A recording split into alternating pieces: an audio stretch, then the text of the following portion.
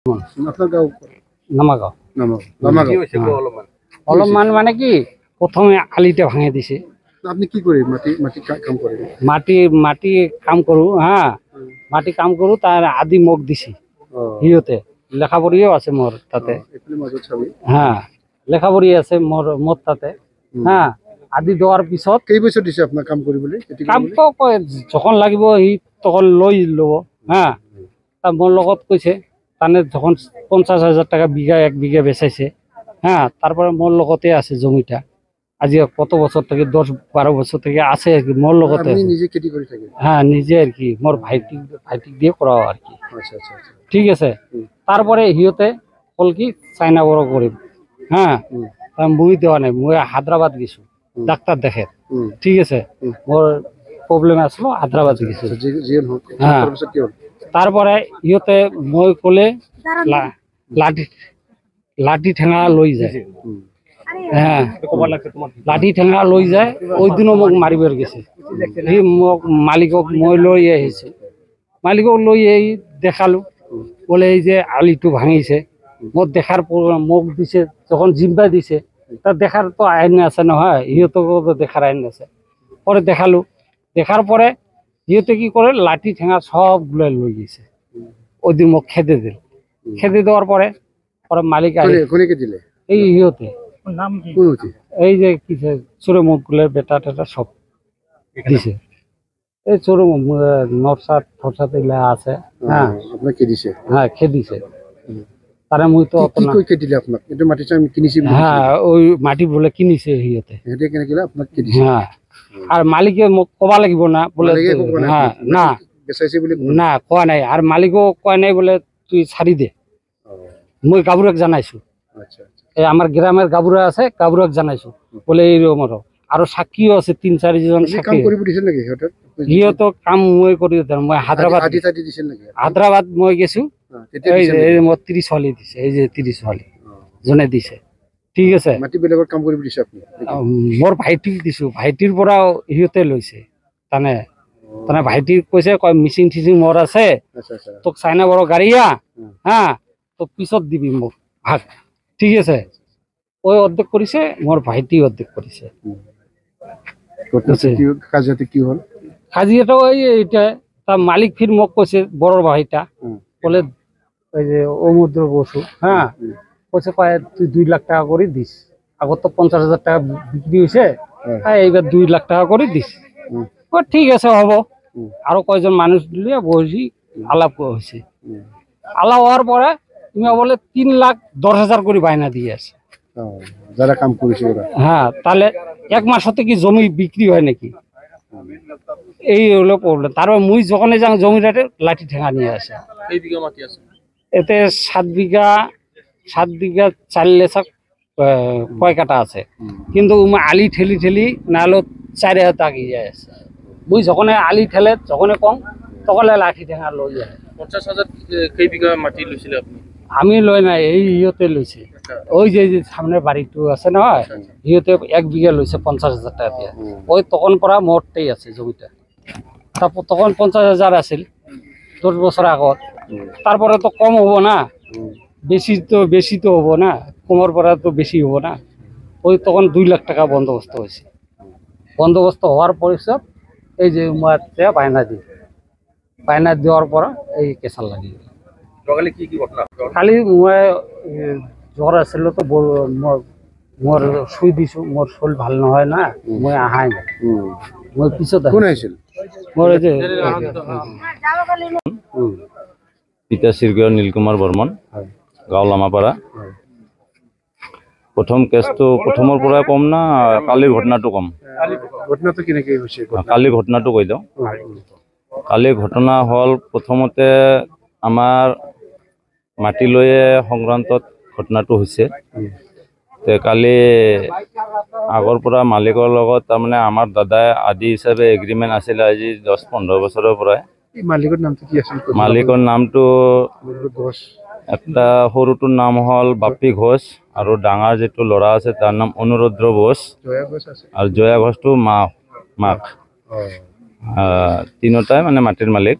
আপোনালোকে কাম কৰিব ইয়াত খেতি কৰিব দিছিলে আৰু 10-15 বছৰ আগত আমাৰ 10-15 বছৰৰ পৰা এগ্ৰিমেণ্ট হিচাপত আদি হিচাপত আমি কৰিম বুলি আমাৰ সৈতে এগ্ৰিমেণ্ট দাদাৰ লগত দিয়া আছে। আৰু সেইটো মাটি অকলে দাদাই নকৰে, আমি গ্ৰামৰ ৰাইজে মিলি জুলি কিনে কৰি আছো। দুখীয়া কেইবিঘা কাম কৰিছে আপোনালোকে খেতি? আমি 8 বিঘা কৰি আছিলোঁ।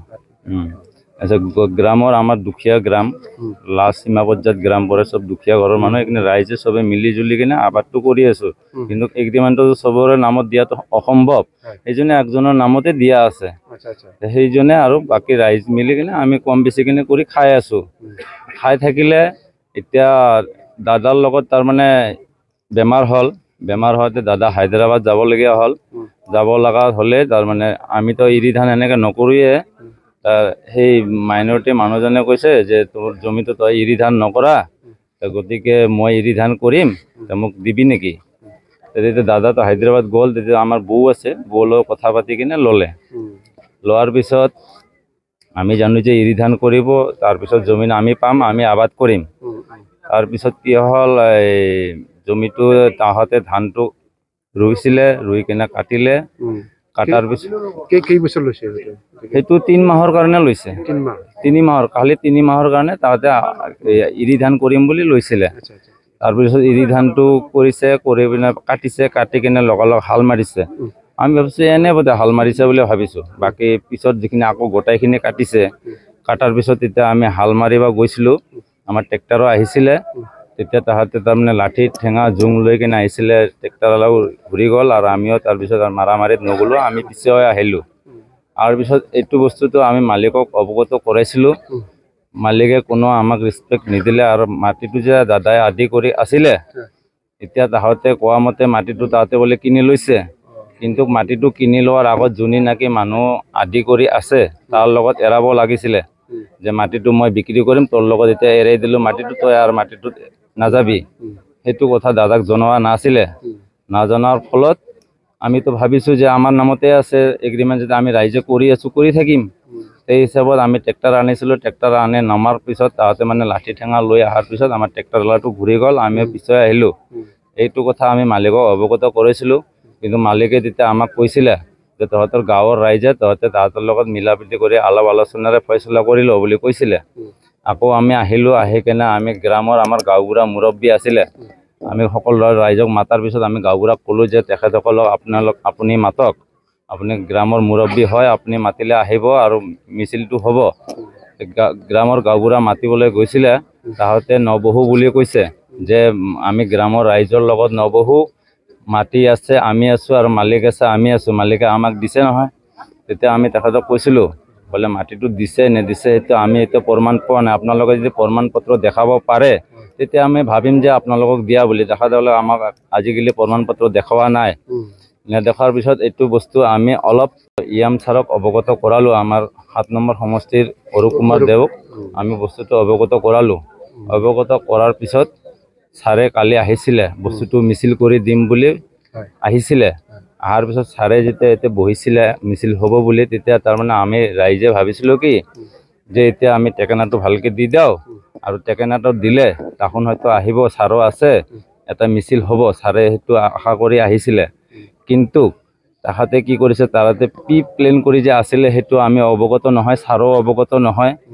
আৰু আমাৰ মানুহখিনি যোৱাৰ পিছতে তাহাঁতে নিজৰতো গণা গোষ্ঠীৰ ভাই ককাই যিমান আছিলে আৰু বাহিৰৰ ক'ৰ গ্ৰামৰ পৰা হায়াৰ কৰি মানুহ আনিছিলে, গুণ্ডা বাহিনী একদম লাঠি জোং দাও ৰড কুঠাৰ মানে যোনে যি পাইছে সেই দিয়ে আক্ৰমণ কৰিছে।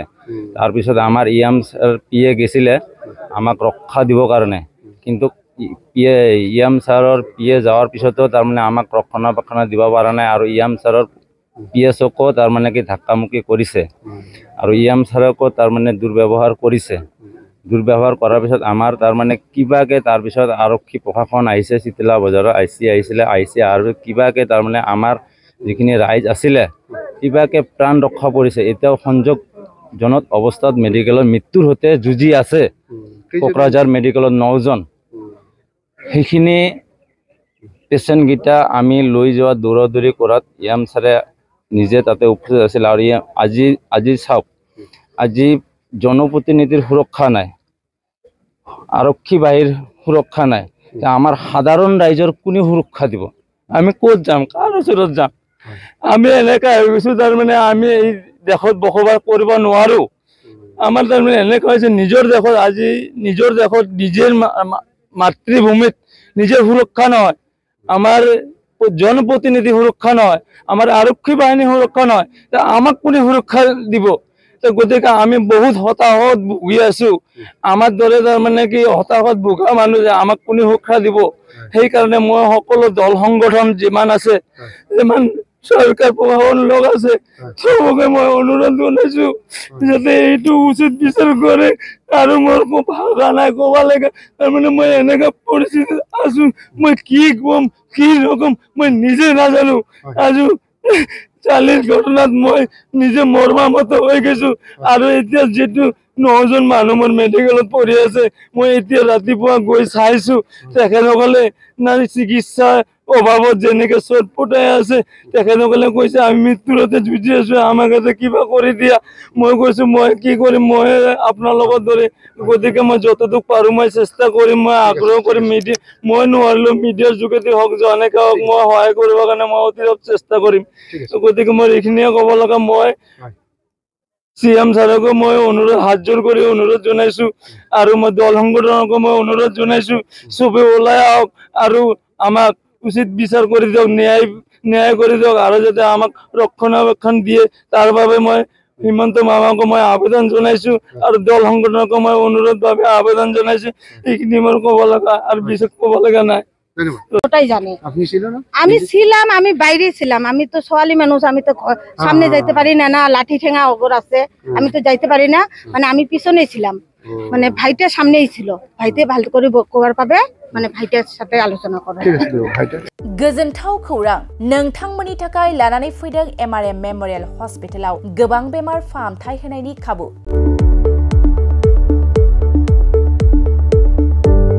बेमारि सुबुंफोरनि थाखाय गोजोनथाव खौरां MRM मेमोरियल हस्पिटालाव मोजां रोंगौथि गोनां डक्टरफोरजों बेमारि सुबुंफ्रा मोजां फाहामथाय लानो हानाय सुबिदाखौ लानानै फैबाय MRM मेमोरियल हस्पिटाला।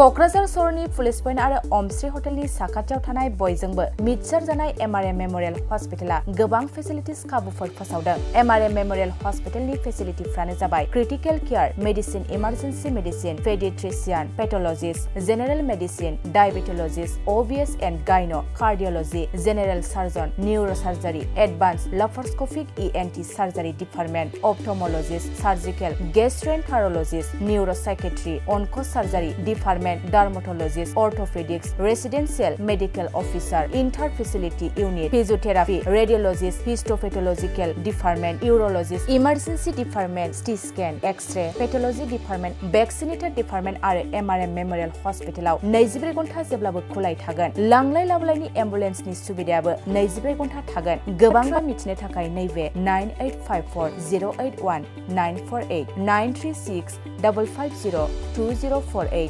जानबुं नाम्बाराव फन खालामनानै नोंथाङा मिथिनानै लानो हागोन।